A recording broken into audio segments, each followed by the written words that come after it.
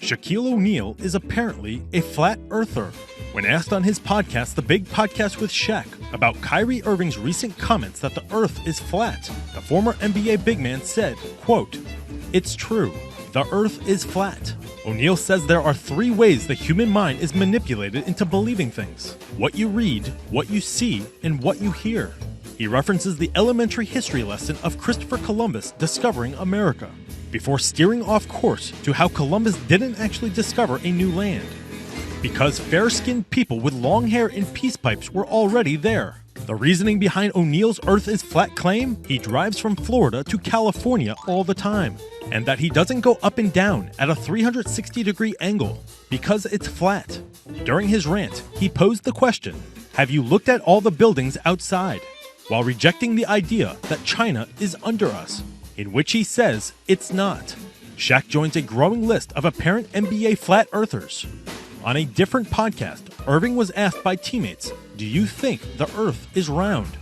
An unequivocal Irving responded, "This is not even a conspiracy theory. The earth is flat."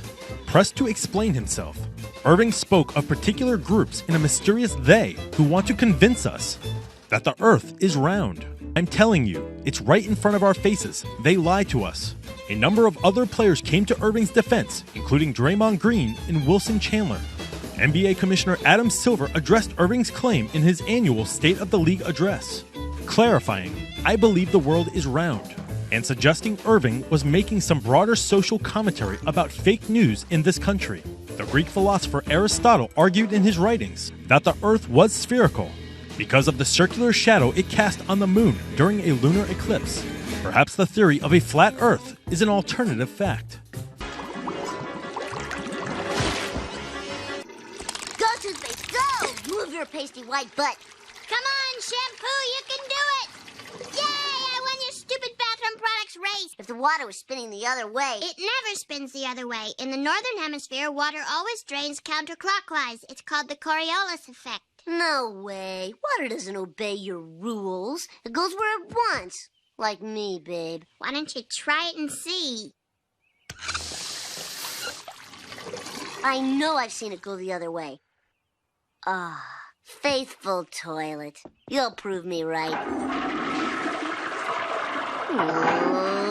Bart, water will only go the other way in the southern hemisphere. What the hell is the southern hemisphere? Haven't you ever looked at your globe?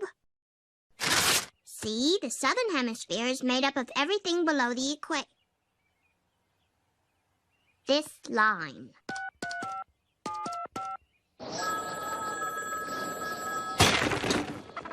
Hello, southern hemisphere. Which way does the water go in your toilet? Just a minute, I'll check.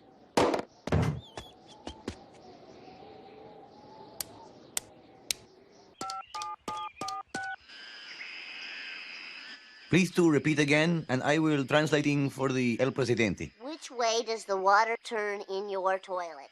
Dice que el curso está cambiando. ¡Ay, caramba! Los insurgentes ya van a capturar la capital. Necesito huir. ¡Ay! I can't get a straight answer out of this crazy hemisphere.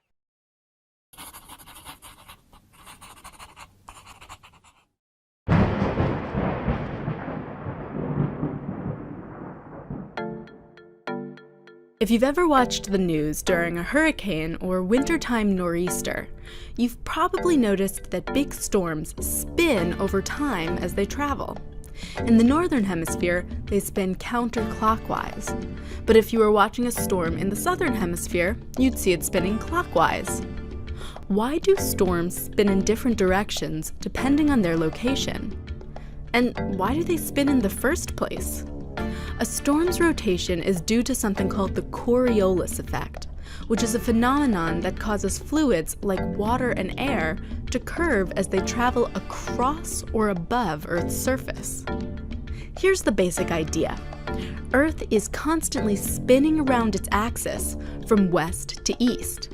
But because Earth is a sphere and wider in the middle, points on the equator are actually spinning faster around the axis than points near the poles. So imagine you were standing in Texas, and had a magic paper airplane that could travel hundreds of miles. If you threw your airplane directly northward, you might think it would land straight north, maybe somewhere in Nebraska. But Texas is actually spinning around Earth's axis faster than Nebraska is, because it's closer to the equator. That means that the paper airplane is spinning faster as well, and when you throw it, that spinning momentum is conserved. So if you threw your paper airplane in a straight line toward the north, it would land somewhere to the right of Nebraska, maybe in Delaware. So from your point of view in Texas, the plane would have taken a curved path to the right. The opposite would happen in the southern hemisphere. An object traveling from the equator to the south would get deflected to the left. So what does this have to do with hurricane spinning? Well, at the center of every hurricane is an area of very low pressure. As a result, the high-pressure air surrounding the center, or eye, of a storm is constantly rushing toward the low-pressure void in the middle. But because of the Coriolis effect, the air rushing toward the center is deflected off course. In the northern hemisphere, the volumes of air on all sides of the eye keep getting tugged slightly to the right. The air keeps trying to make its way to the middle and keeps getting deflected, causing the entire system to spin in a counterclockwise direction. In the southern hemisphere, where the Coriolis effect pulls air to the left, the opposite happens. Storms spin around the eye in a clockwise manner.